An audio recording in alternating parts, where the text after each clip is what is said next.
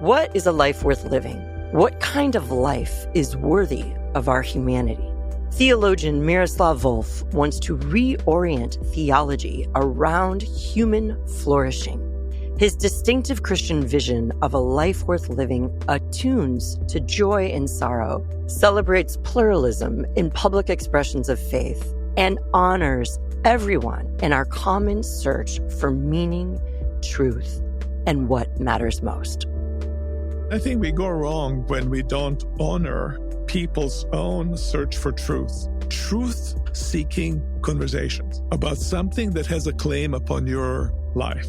Argue with others, but argue in such a way that honors everyone. This is a kind of central Christian conviction that comes straight from the Bible. Honor everyone. That's what I need to do. Whatever they do, whatever they think, love of God, love of neighbor, seek the kingdom, the good of the world, and in that good of the whole, your own good, and be attuned to what is around you in joy and also in sorrow. I'm Dr. Pam King, and you're listening to With and For, a podcast that explores the depths of psychological science and spiritual wisdom to offer practical guidance towards spiritual health, wholeness, and thriving on purpose.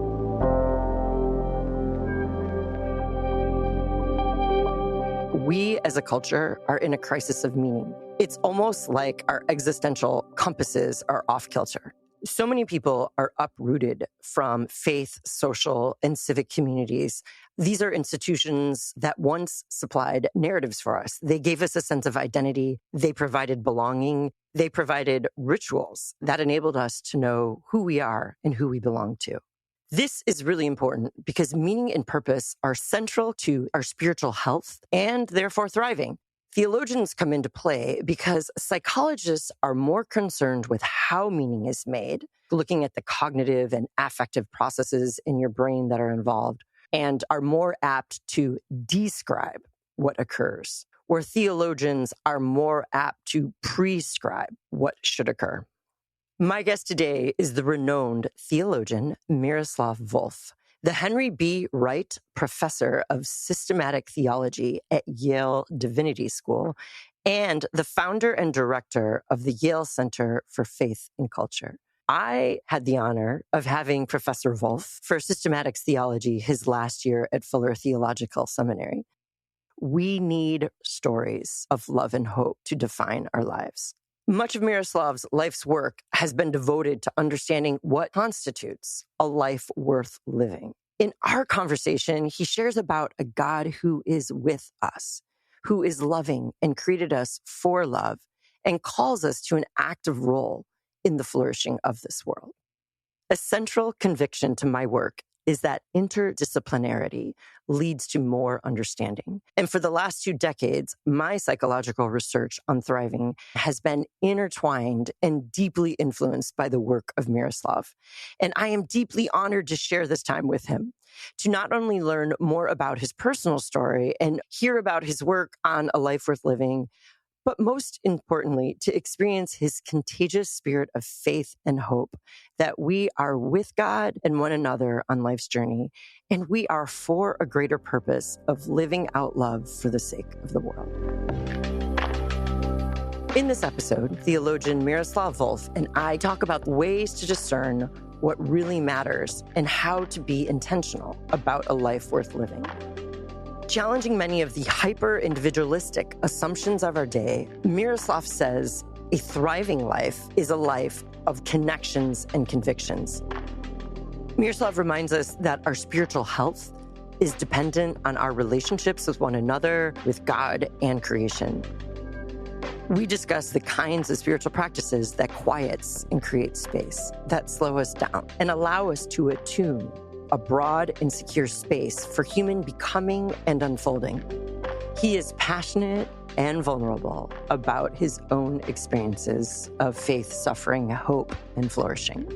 He also reminds us that our spiritual health is not just our own, but it is found in our engagement with the flourishing of others in the world.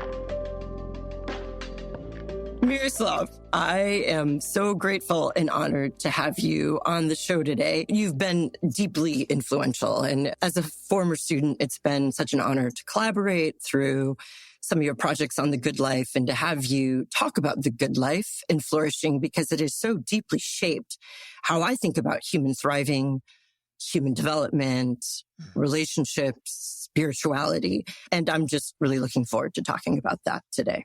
Oh, thank you so much. Glad to have stayed in touch with you over the years. And I'm glad for these seeds of early connection with theology and psychology. And what you do is wonderful.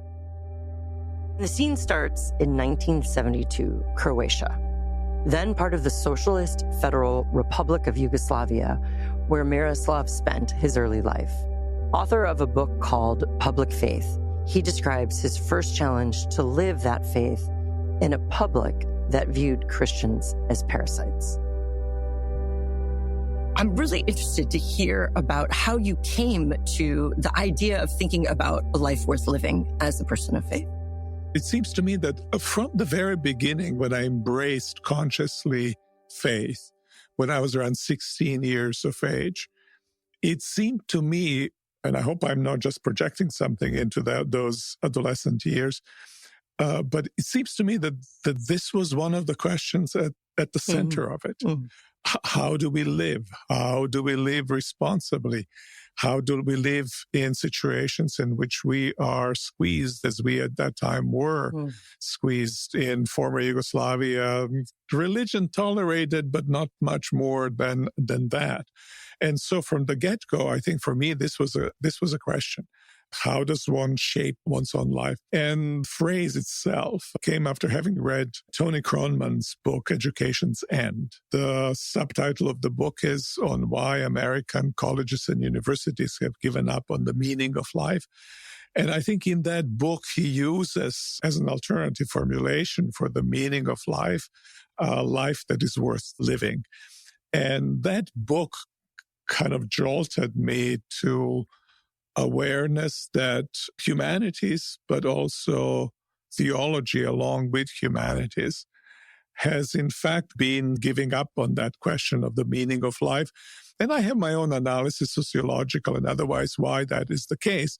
But that's what prompted this new awareness in my own theology, what should be at the center of theological endeavor, namely the kind of life that is worthy of us as humans, of our shared humanity, of what it means to live one's life before God and with the world and in the world as God's creation. That's beautiful. And it's amazing to imagine you as a 16-year-old in former Yugoslavia, living a life where it wasn't easy to flourish and having this deep inclination towards considering what is the meaning of life and how do I live this? I'd love to hear how that actual experience in those moments prompted you to think about, like, what is a flourishing life, or how do I live out this faith? That's not easy or natural to do in my setting. That's right. In fact, that's been very much kind of suppressed. And in some ways, I meandered away from faith because I thought that the gift of faith and of life that my parents were giving me was too onerous, too difficult to live. It's not that they failed to live their faith with integrity, which would be totally untrue to say. They were deeply devout and people with true integrity. And I mean by integrity, not just kind of crossing all T's and dotting all I's in religious sense, but in integrity with the beauty of faith, with forgiveness as part of it, with deep internal interior devotion as part of it. But I think it was just too hard for me to embrace and maybe a little bit too foreign for me culturally to inhabit.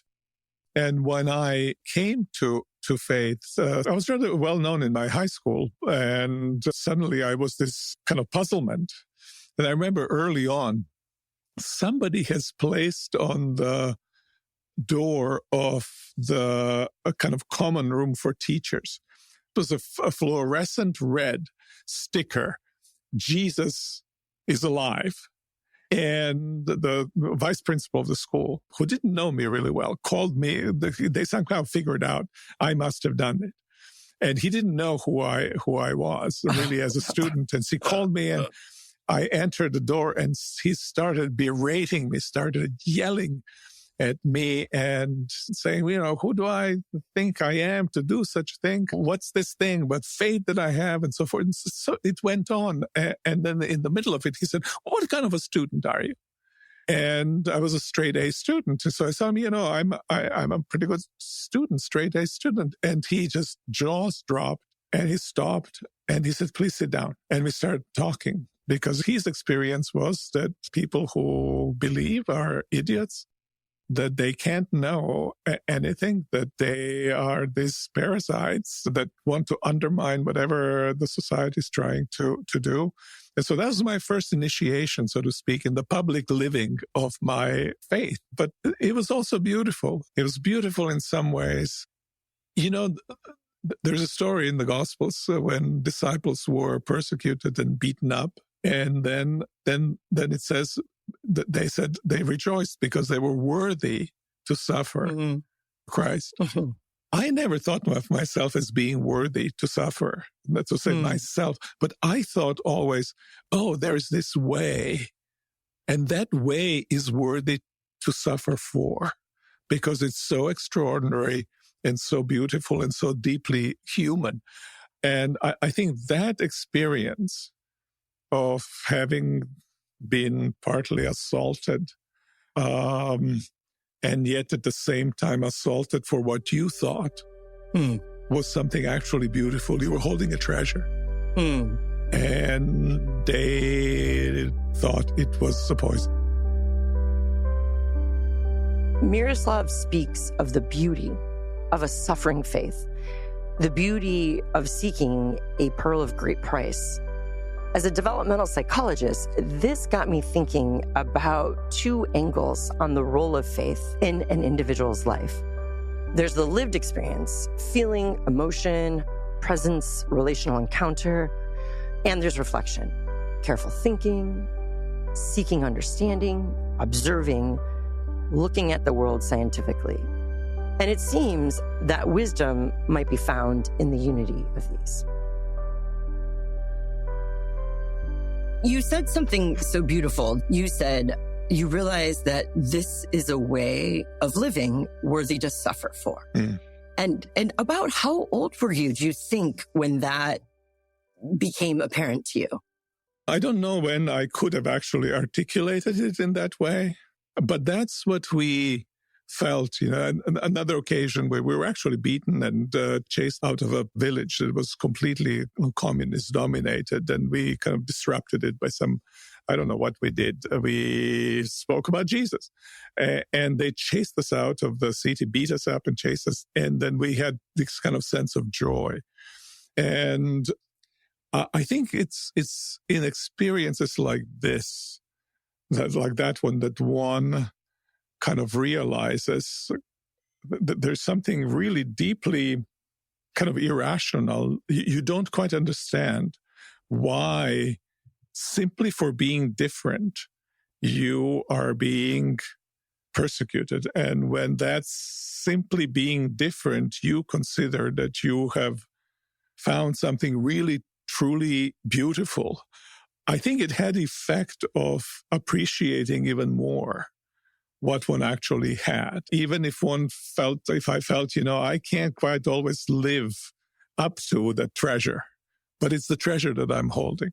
And somehow that experience of persecution, even being beaten, made it apparent the treasure that you had of this faith in this life, like the goodness became all the more apparent in the context. And if you ask me why that is the case, I'm not sure that I fully know how to answer it, except that you clearly perceived that those who were contesting you, and not just contesting in a friendly, but in a very unfriendly way, must be in some ways in the wrong, because they would have been in the wrong even if you didn't have that treasure. So there's something sinister about what they're doing.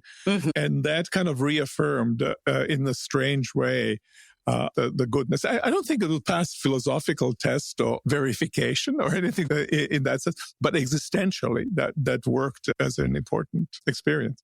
In my own life, I see that I've had intuitions or instincts, or I feel things or I do things. And some of my academic journey has been trying to articulate them and understand them. And I was imagining you in this plight and persecution and saying, I couldn't have articulated it then, but you still did it and you felt it.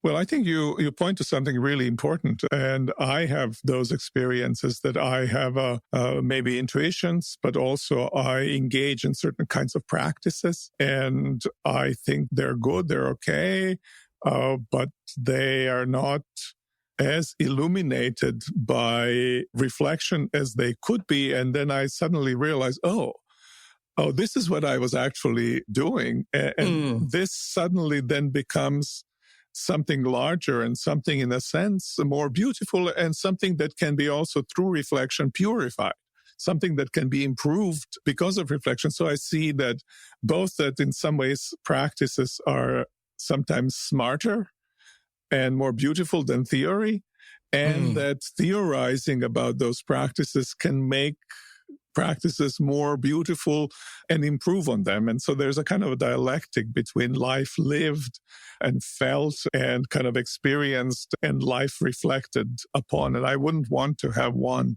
without the other. That's very profound. I would say for myself, when my engagement in the Joy and the Good Life project with you, that one of the gifts to me personally, not just intellectually and academically, was thinking about joy. And I tend to conceive of it as a virtue, but involving our thoughts and reflections and cognitions and our feelings and emotions and our actions. And sometimes joy hits us from that bottom up place. We're not thinking about it, but we experience it.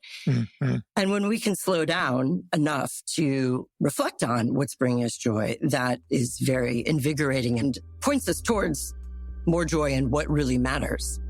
Yeah, I think that's right. There's always kind of excess beyond what we can actually say. What we can describe, what we can explain. We stutter often when we try to especially describe experiences like joy or like suffering. They're beyond the words. That's the beauty of them. Giving oneself to them. Thinking about this joy and the question of what matters most, I asked Miroslav what thriving means to him. And he frames thriving around three core human elements: agency, circumstances, and emotions. But he knits these elements together through the lens of the kingdom of God and the powerful Christian imagination in that phrase from the Lord's Prayer, "Thy kingdom come." You know, I tend to use the word thriving. In the word "a life worth living," you raise the question, what is the flourishing life, the good life, the life of value? I might say, what is thriving? And so I'd love to ask you, for Miroslav Volf, what would you say thriving is? So what does it mean for me? I'm a Christian, and we parse out the flourishing life, the life that is worthy of our shared humanity, in three aspects. One aspect is agency, the other one is emotions, and the third aspect is circumstances. And if I ask the question, well, okay, so what kind of agency is appropriate for a person who is thriving? And I would say, well, I think what's appropriate is what Jesus said: love God with all of your heart and everything that you are, and love your neighbor as yourself. Now, of course, we have to translate that into concrete forms of action, but that would be the basic direction of what agency of a thriving kind of person looks like. When I think about circumstances, you know, it's just recently, we had a Bible study, and we were looking through a Lord's Prayer, and I was struck by really significant contrast in the Lord's Prayer and in the petitions of the Lord's Prayer. And the first petition that is mentioned is, "Your kingdom come."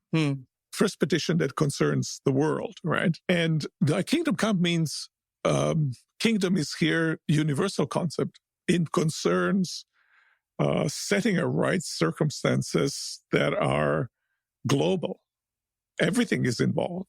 And then you go down and there comes a prayer petition for an individual who is praying, himself or herself.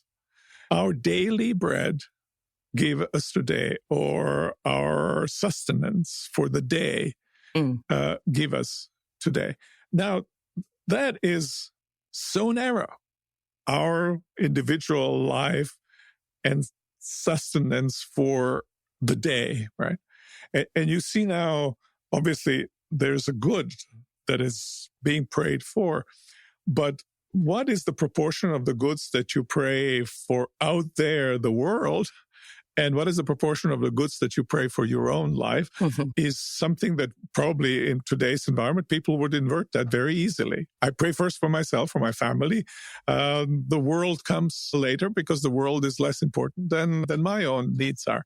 I mean, it's interesting to me how the perspective is that my own needs can truly come to be satisfied only in the context of the kingdom, not simply as my needs. And hence they're so small because kingdom is great. And in the kingdom, everybody, along with myself, have circumstances that are worthy of our humanity that makes us thrive.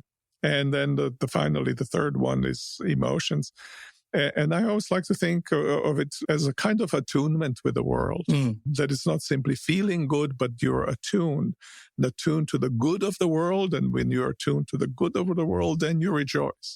When you're attuned to the pain of the world, then you mourn. And Apostle Paul says, rejoice with those who rejoice and mourn with those who mourn. And this seems to me to cover the kind of range of emotions that belong to a person who is actually thriving. So, love of God, love of neighbor, seek the kingdom, the good of the world, and in that good of the whole, your own good, and be attuned to what is around you in joy and also in sorrow. Thank you. That's really wonderful. When you were talking about attuning, I imagined you with your family when you were saying you were being persecuted, and yet you were able to attune to goodness of your faith, of what you shared with your family in the midst of the suffering. And that, I think, as I've read your work on joy, Christians have the command and the opportunity to attune to goodness in the midst of sorrow and to attune to the redemption of the goodness despite sorrow. Yeah, I think that's really well said. I agree with that. People think of faith as kind of things that we believe, right? I think trust in the primordial goodness, that goodness is always prior to anything that is evil or bad in the world. I think that's also a very significant aspect of Christian faith. That, to me, that's what it means to believe in God. It means not simply to say there's this great power that exists, because God for me is, I think, less associated with power than with goodness, the utter, unconquerable, unalterable goodness, which comes in form of love. And to believe, notwithstanding what surrounds us, notwithstanding the utter untrustworthiness of the world sometimes, to believe still and trust in God as the primordial goodness, that's what gives a special flavor to faith in God. Certainly also specifically Christian faith. And we see that in the persecutions, both of Christ and of the disciples, that this was kind of fundamental experience that they had. To really understand Miroslav's perspective on thriving and flourishing, you need to see that for him, even amidst a very spacious public faith and principled pluralism that he advocates in the world, that at the core of his concept of human flourishing is Christ, the narrative of love and hope. He conceives of Christ as the key to who we are as human beings and the key to our flourishing. You're offering such richness. There's so many things I keep wanting to follow up on. So I'm going to try and go back with that. You offered the image of the little red sticker. Jesus is alive. In what you just said about Christian faith, living in a world that is broken, where there is evil, where there is suffering, but there is primordial goodness of God's love. And there is Christ who came to be with us. I've heard you say Christ is key to the flourishing life. How is that red sticker, Jesus is alive, fundamental to your understanding of the flourishing life? So one way to think about Christ, and I think not a bad way, a good way to think about Christ, is to think of a kind of a moral teacher, and more than moral teacher, moral exemplar. There's a life that he lived, and that life is almost richer than the teaching. We talked about the relationship between words and life. And so that example of life could be sometimes more powerful than the words about what one might do. And all of this is true, I think, of Jesus, and it's important. But I think more important than that is this aliveness of Jesus, that Jesus isn't just a moral teacher, so that what we have from him are wise and demanding moral sayings, that he isn't just an exemplar about whom we can read and be inspired, but that he is actually alive. By the power of the Spirit, he can be present. He comes to us primarily and first of all with a gift of himself as the one who, by the Spirit, lives through us. To go back to my favorite theologian, Martin Luther, he talked about faith as being this casing which holds the gem, and the gem is Christ. And this holding of Christ by faith means having Christ's presence and liveliness in us. So he is alive, and I think we also want to gloss it all the time, not somewhere out there, but right here among us and with us and in us. I'd love to ask you how you experience that in your vocation as a professor, thought leader, theologian. That's really an interesting question, because I often don't experience God.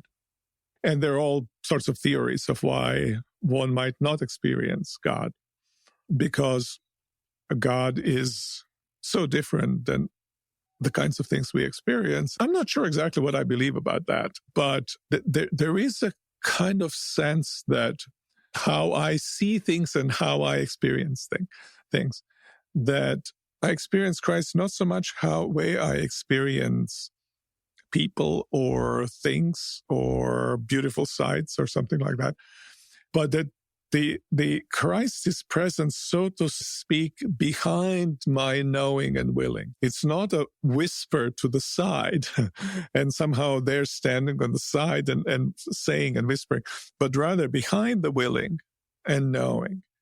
He is the one who wills, and who opens up the possibility of knowing, who is active. And that doesn't diminish my agency, but actually kind of heightens it and makes it even more my own. Church fathers used to use the image of the heated iron in fire.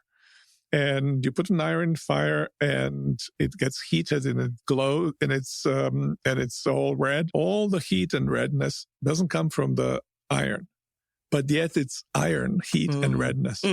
It comes from the fire. And so they imagined that this is how God is present in us, so to speak, as heating us from within so that we can glow with God's presence in the world. Now, I'd like to say, I'd like to think, I'd like to hope that something like that might be happening when Christ indeed acts in my own life and through my life. Miroslav has written many books, but one of his most significant early contributions was a book called Exclusion and Embrace.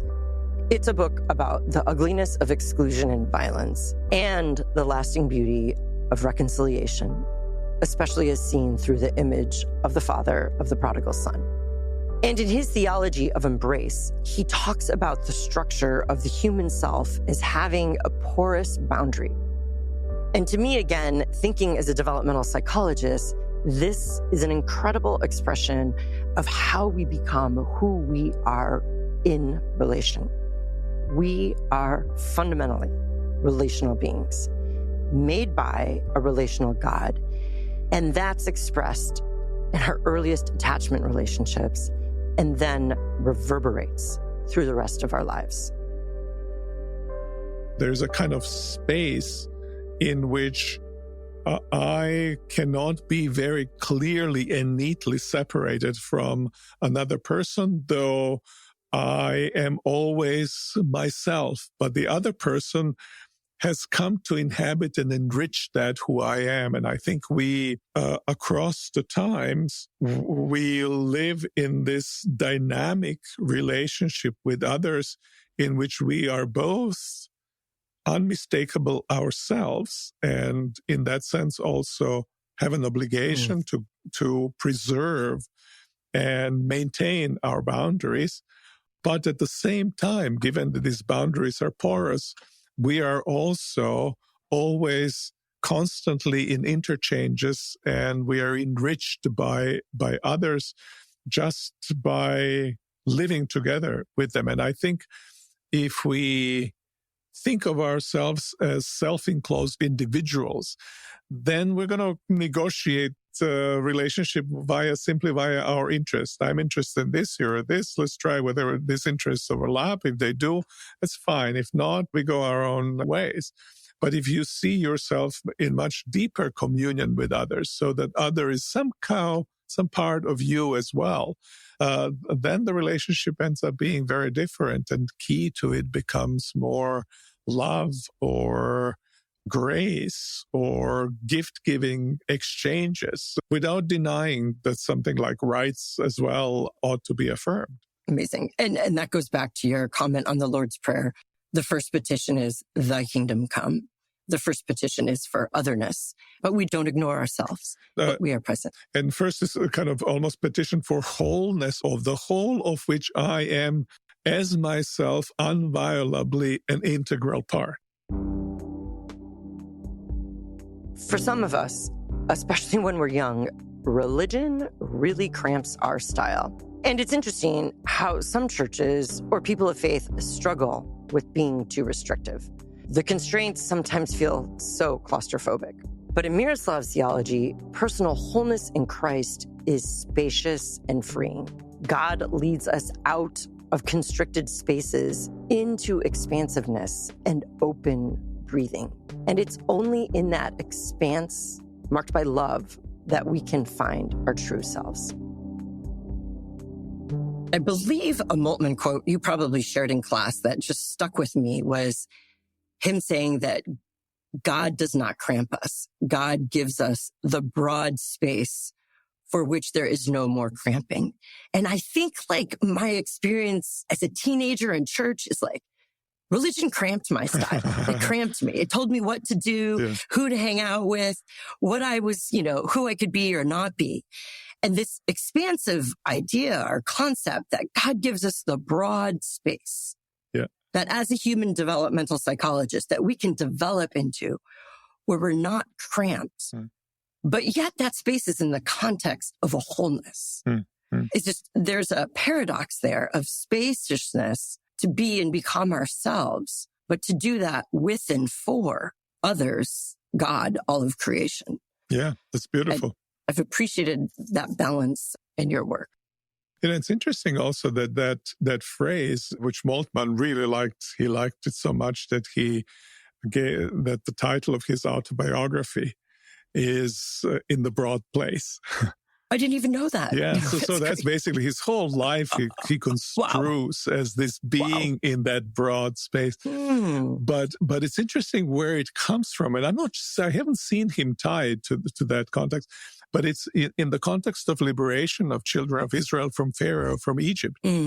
God promises that he would lead. I think it's Exodus 3 when God sent revelation to Moses that God will lead children of Israel out of slavery in Egypt and lead them to this broad place in which there are no constraints of this sort.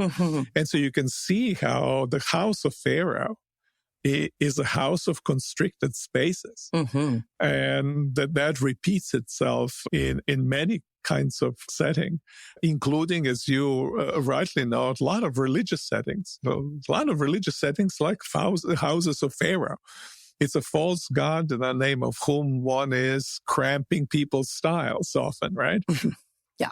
And so if Exodus is the paradigmatic salvation event in the Bible, paradigmatic experience of salvation is this going into the open space in one can breathe and be oneself with entirety of the creation.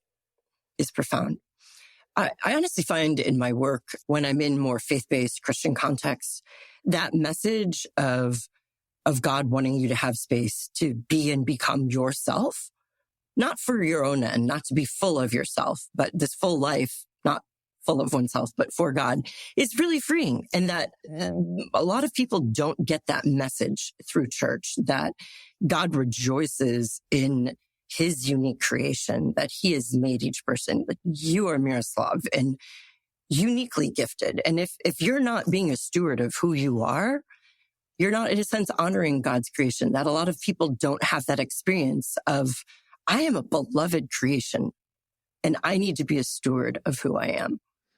Yeah, that's beautiful. I really like that. And so when we come, that's my self-experience, we come both with pluses and with minuses. And it's a kind of mixture of those things. And we think, oh, if I can just push out those minuses and keep the pluses, but personalities don't work that way. And sometimes I think it's a very good message also to hear for those of us who are struggling with this tension in ourselves, that precisely in this tension we are ourselves and beloved, and we ought not think less of us for those tensions, but rather live the positive of the tension. And perhaps because we experience ourselves beloved in our foibles, in our sin, in our weaknesses, and that's where we really experience the most profound love. Yeah, I think that's right. And as a psychologist, I understand relationships and the experience of love and bonding as essential for human development. And so this idea of an anthropology or an idea of an imago, an image of God that is relational, is so consistent with psychology. If we are not in loving relationships, we can't thrive or flourish. And so that relationality is so central to thriving and flourishing. Yeah, often part of that relationality and part of that love is love notwithstanding, despite love of oneself, despite the foibles, love of the other person with them, rather than kind of always wishing them out. And then certain impatience kind of slithers in, and a certain grumbling becomes part and parcel of internal love language. And I think it's such a profound thing that God loved us while we were still far away. And God loves us as we are far away. And in many ways, it's a tough thing, but that needs to be emulated. Absolutely. Yeah. And experienced. Yes.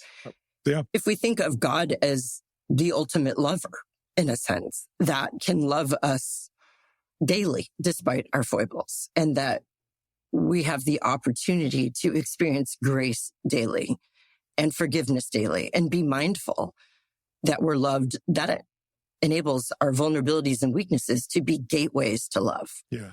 And if we're so busy pushing them out or being ashamed of them, we miss those opportunities to be loved.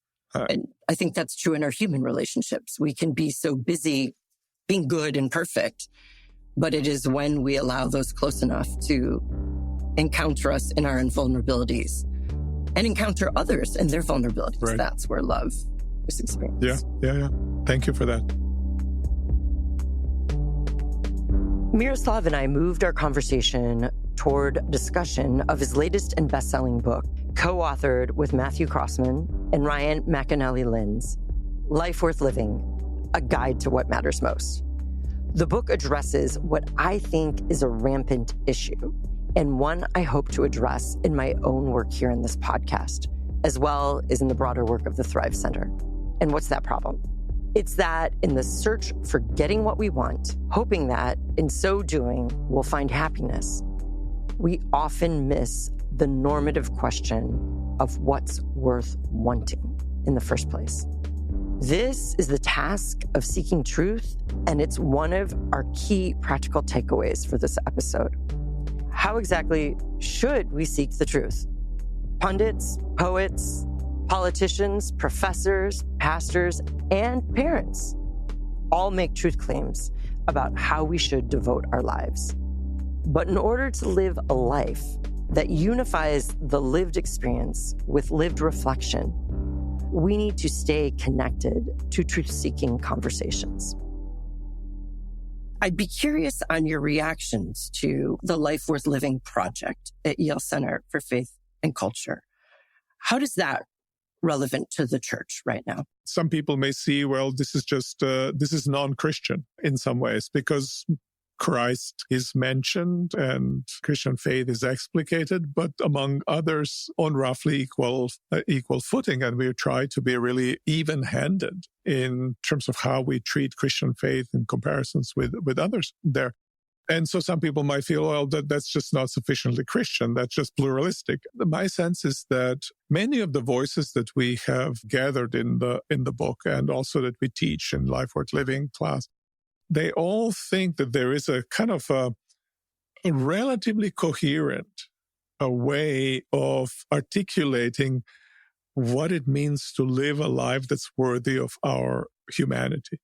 And they disagree about things, but nonetheless, they think that that's something that is really important for us to have, because otherwise we're going to be floating around. We are ourselves, and as selves, we are under impact and influence of all sorts of other selves.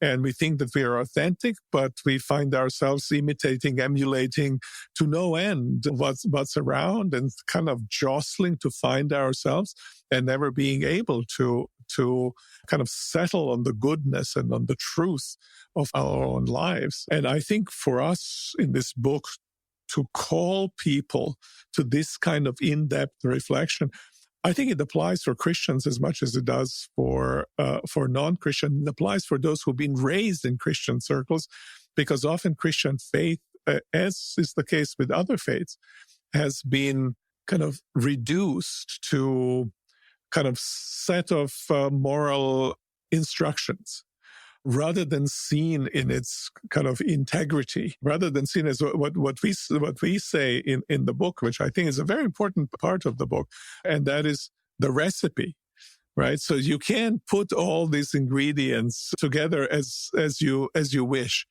They have to fit together, and this fitting them together so that they can carry the life in its depth and across time. I think that's really important. In that sense, I think it's a very important thing for Christians to read, to be aware, because also it provides a frame in which they can think how Christ bears upon our lives. Absolutely.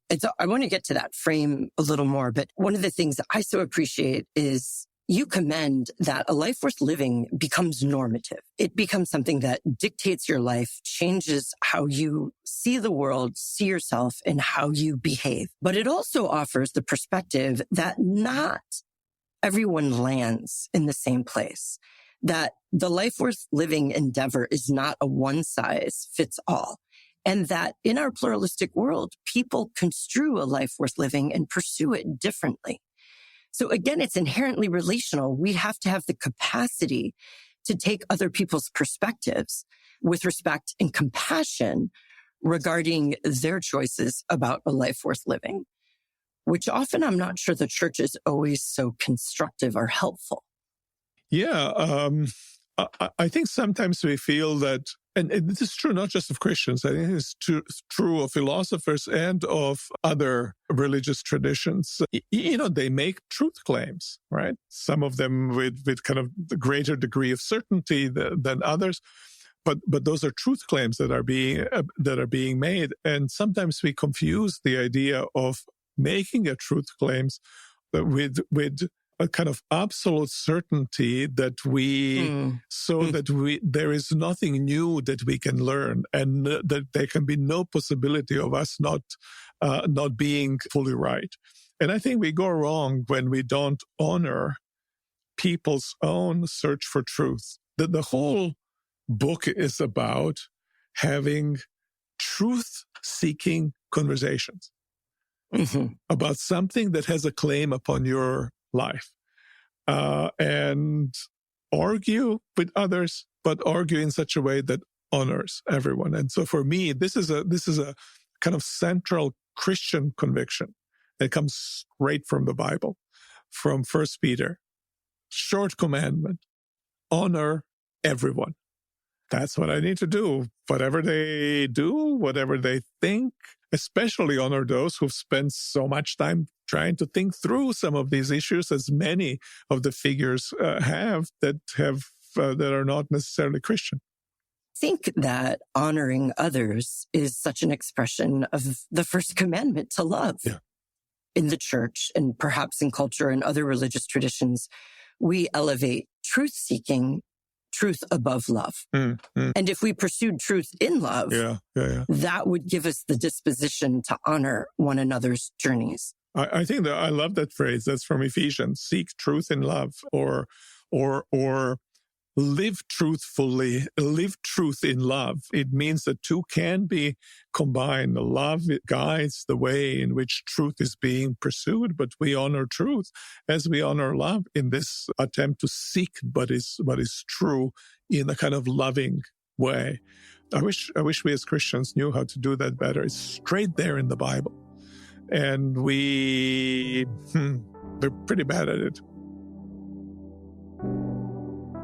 I asked Miroslav to elaborate on the practices and habits that help support this kind of truth-seeking.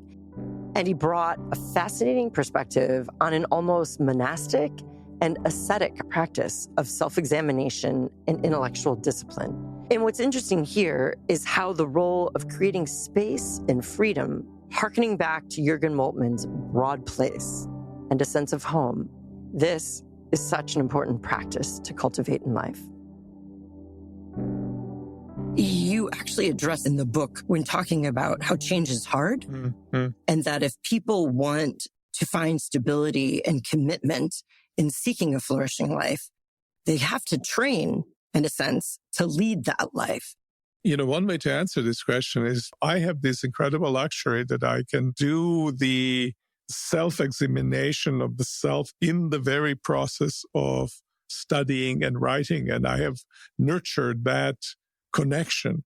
And I found it always very, very enlightening and very, very helpful, challenging in some ways. But that means I haven't separated my life as an intellectual or as a theologian and my life as a Christian. They're kind of merged in some ways into one, hopefully with honoring in a very serious way the truth in the process. But there's so many incredibly important practices that Christians have known for centuries. And it's sometimes, I think it's almost more difficult for us to think that, we have to take on disciplines. And which means taking on disciplines means not doing something that you otherwise would be doing. Because this is claiming your time. This is claiming the space in your mind. And this is what you ought to devote your life. And the discipline somehow strikes us as ascetical. Why should I do that? Why don't I live just the fullness of me at any given time in which I am? And I think the response is because the fullness of you that you would live wouldn't be the fullness of you. It would be fullness of truncated you, you that hasn't grown into its own proper fullness. And I think also the you that hasn't grown into bridging and taking care of others, for which also certain kind of ascesis is necessary. Mm-hmm. So I think what I'm suggesting, ascetic practices would be good, properly practiced. What this got me thinking, going back to the Moltmann quote about this broad space. Yeah. And I've seen you write about how our life is so accelerated and so filled and it's so cramped. Yeah. I have come to value in my life, maybe it's aging, practices that give me more space. Mm-hmm. And then working again on the joy project with you made me realize, like, attuning to joy, the emotions of it, the embodied feelings of it. I need space to do that. I can be so driven by lists and the dopamine hits of checking things off, but really those deep sensations of enduring joy and most meaningful joy, it really started to orient some of my spiritual practices around just being quiet and using like an examine prayer. To like the Ignatian prayer, to attune to where I experience joy and to wonder where God was in that. And often found that's where I felt most alive and God's presence probably most with me. That's beautiful. Yeah. Yeah. But that for me is a discipline to slow down. Yeah. And be quiet and just on a daily basis kind of reflect. Because there's certain addictive character to the life that we lead. And it's not accidental that it's addictive. It's designed to be addictive. And therefore, it has to be resisted. So we might take a moment of practice right now to create some space that can bring together lived experience and intellectual reflection. I'll start with a question. Where has your life felt cramped and claustrophobic? What images or sounds or sensations come to mind?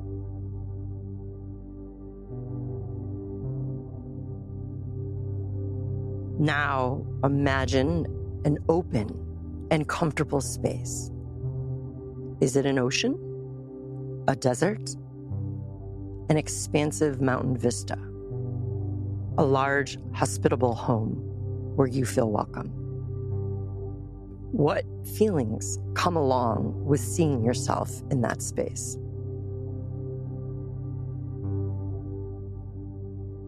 What sensations do you feel? And now, how might you bring that expansive space into your mind and body? How does it feel to bring the expansiveness of an ocean, of a beautiful vista, of a warm, hospitable home inside you? Trying to capture this concept, the medieval mystic Teresa of Avila wrote The Interior Castle in 1577. In this book, she asks us to picture the soul as if it were a castle in which there are many rooms. But how do you experience this spaciousness within you? Have you explored an interior castle of your mind? Take a moment and just see how much space there really is.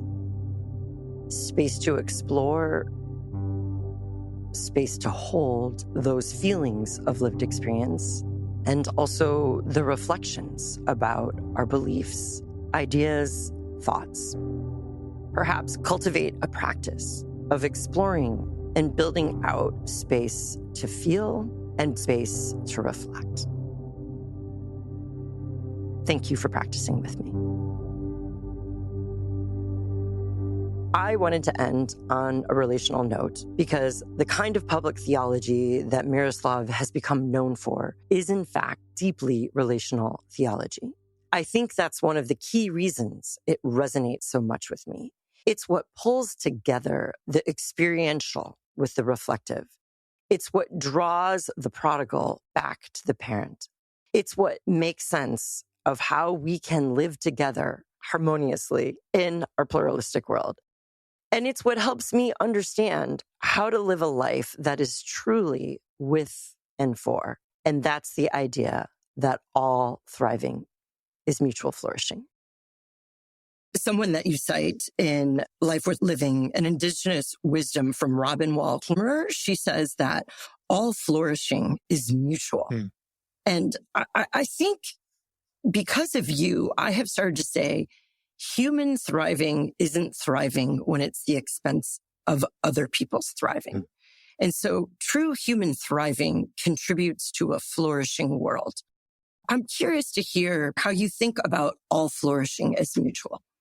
Seems natural to us, especially natural to us who are bombarded from all sides with things, to kind of narrow our focus on ourselves. And it's a kind of strange paradox that we have the whole world at our disposal, but it's all reference to me and to my experiences, right? I am the focus of my own experiences. And often we have a really narrow scope of concerns.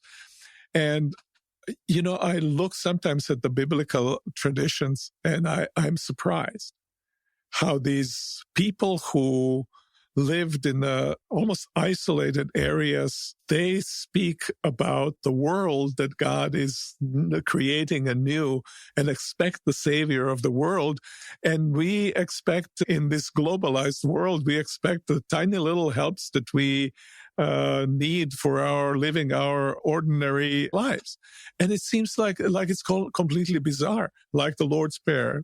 Your kingdom come. I'm concerned about the king. That's what you should be concerned. The question of your food is important, but it comes after that. Or Mary. I was always struck by Mary, this young woman pregnant with Jesus who thinks in the Magnificat, she is, I don't know what, a teenager. She comes from the hamlet that has 400 small houses. And what does she sing about?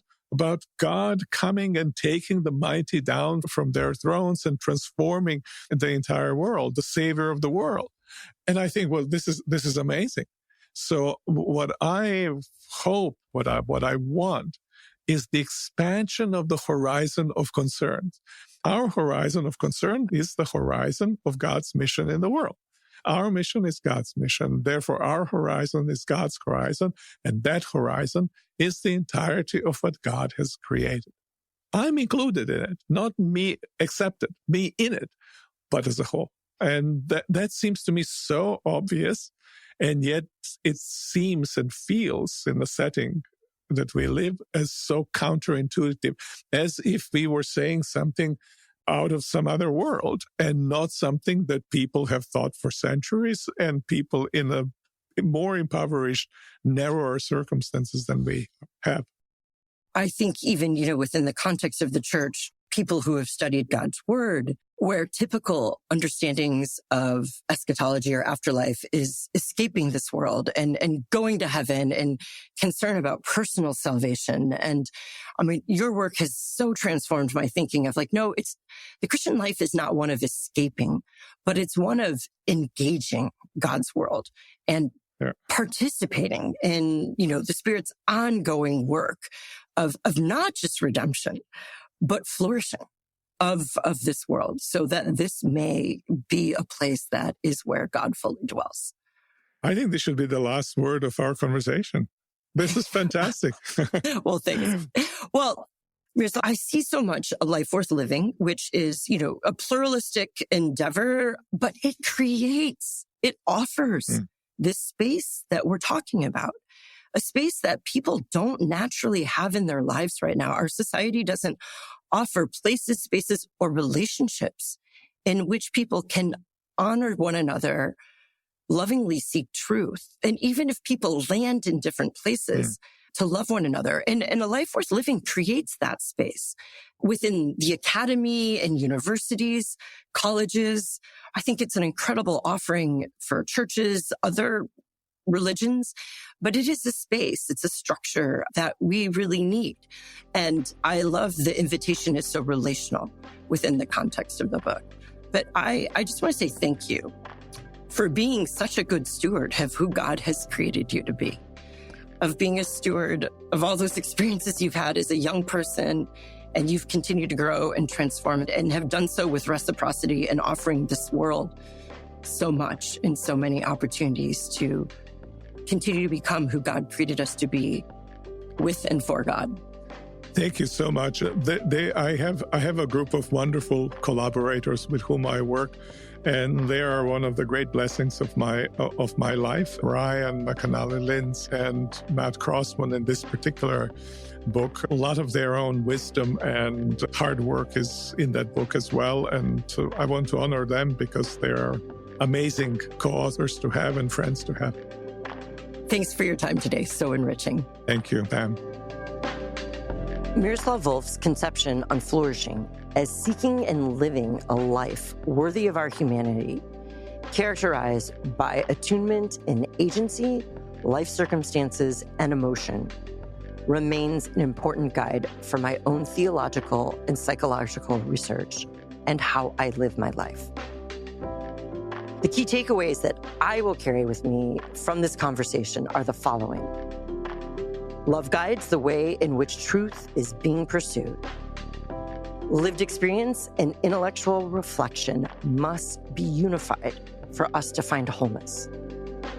We need spaciousness, openness, and freedom to be and become ourselves, but always relationally, with and for others. All flourishing is mutual, and Christian faith is essentially and always a public faith. We need to pursue a public life, both with deeper conviction and deeper pluralism.